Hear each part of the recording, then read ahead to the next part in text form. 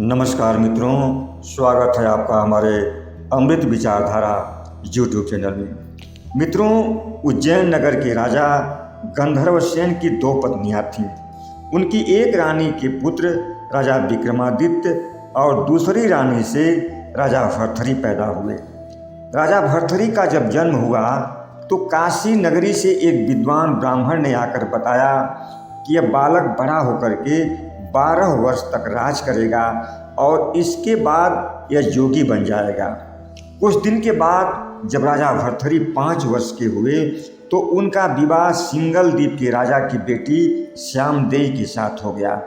कुछ दिन और बीतने के बाद गमना करा करके राजा भर्तृहरि श्यामदेई को अपने महल में लाए और प्राचीन कथाओं के अनुसार जब राजा भर्तृहरि अपनी पत्नी के पास सुहाग रात मनाने के लिए गए तो जैसे ही उन्होंने अपना पैर पलंग पर रखा, पैर रखते ही पलंग टूट गई और पत्नी श्यामदेई ठहाका मारकर हंसने लगी।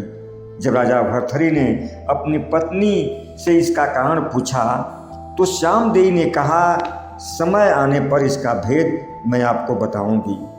अपनी पत्नी की बात सुनकर राजा भर्तृहरि का मन बहुत विचलित हुआ। वो हमेशा यही सोचते थे कि आखिर मेरी सुहाग रात के दिन पलंग टूट जाने का कारण क्या है। और कुछ दिन और गुजरने के बाद राजा भर्तृहरि ने अपनी पत्नी श्यामदेई की छोटी बहन पिंगला के साथ विवाह किया और पिंगला को अपने महल में लेकर आए और खुशी खुशी अपना जीवन व्यतीत करने लगे।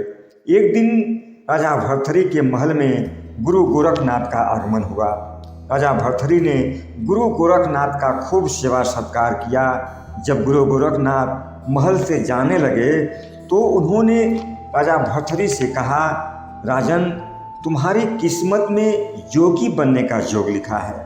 राजा भर्तृहरि गुरु गोरखनाथ की बात सुनकर बड़े आश्चर्यचकित हुए और सोचने लगे कि मैं तो एक राजा हूँ, मैं योगी क्यों बनूंगा। रानी पिंगला ने भी कहा, महाराज, आप इन जोगीराज की बातों पर विश्वास मत करिए।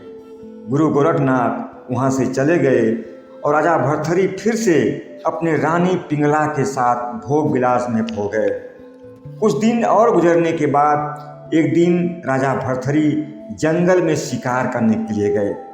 एक हिरण का पीछा करते हुए उन्होंने हिरण को मारने के लिए अपना बाण चलाया और जैसे ही राजा भर्तृहरि ने बाण चलाया, वह हिरण फुर्ती से एक तरफ भाग गया और वह बाण जाकर के सामने से आते हुए एक भील के सीने में लगा और वह भील तुरंत वहीं गिर पड़ा और उसके प्राण पखेरु उड़ गए।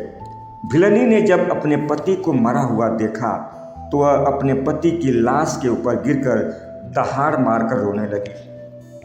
राजा भर्तृहरि यह सब कुछ देखकर सन्न रह गए और सोचने लगे कि यह तो मेरे हाथों से बहुत बड़ा अनर्थ हो गया, बहुत बड़ा पाप हो गया। मित्रों, उसी जंगल में गुरु गोरखनाथ अपनी तपस्या कर रहे थे और जब उन्होंने एक औरत को रोने की आवाज़ सुनी तो वहाँ पर आए और राजा भर्तृहरि से कहने लगे, राजन, ये आपने क्या कर दिया।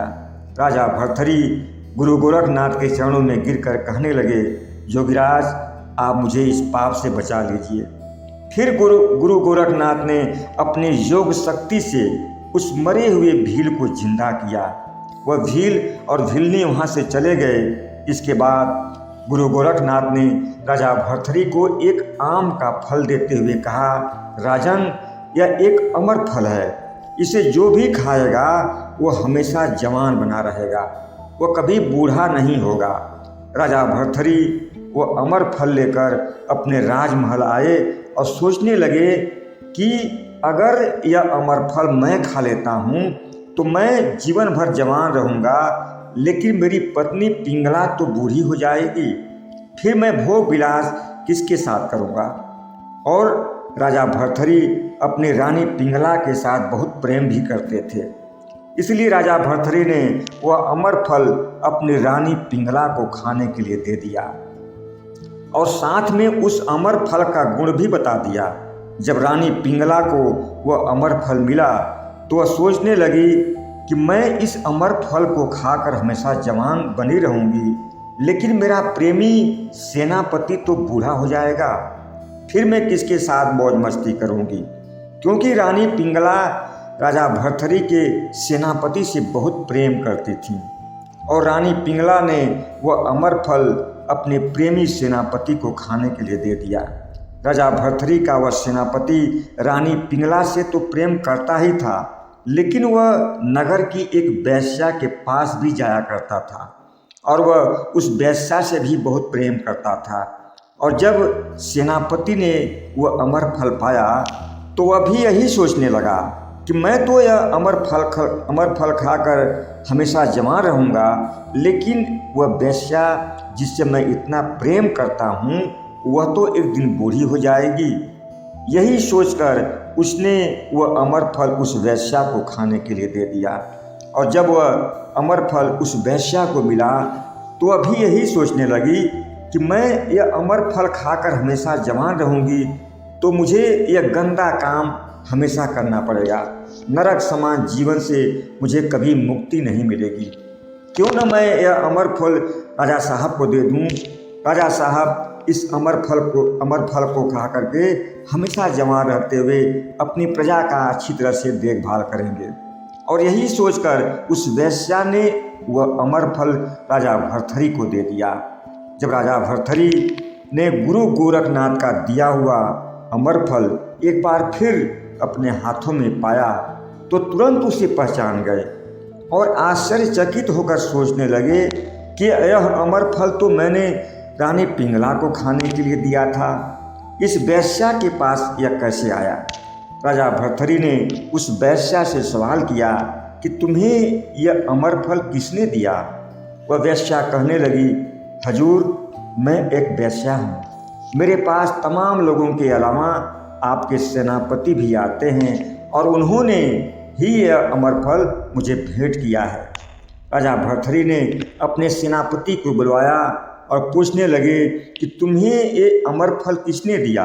सेनापति ने डरते हुए जैसे ही रानी पिंगला का नाम लिया, राजा भर्तृहरि सारा माजरा समझ गए और सोचने लगे कि जिस रानी पिंगला से मैं इतना प्रेम करता था उसने मेरे साथ इतना बड़ा धोखा किया। और उसी समय राजा भर्तृहरि के मन में वैराग्य उत्पन्न हो गया और वे अपना सब कुछ, अपना सारा राजपाट सब कुछ अपने छोटे भाई विक्रमादित्य को सौंपकर गुरु गोरखनाथ के शरण में आ गए और उनके शिष्य बन गए। गुरु गोरखनाथ ने राजा भर्तृहरि से कहा, तुम्हें जोगी का भेष धारण करके सबसे पहले भिक्षा मांगने की शुरुआत अपनी पत्नी श्यामदेई से करनी होगी। तुम अपनी पत्नी श्यामदेई को माँ कह करके भिक्षा मांग करके लाओ।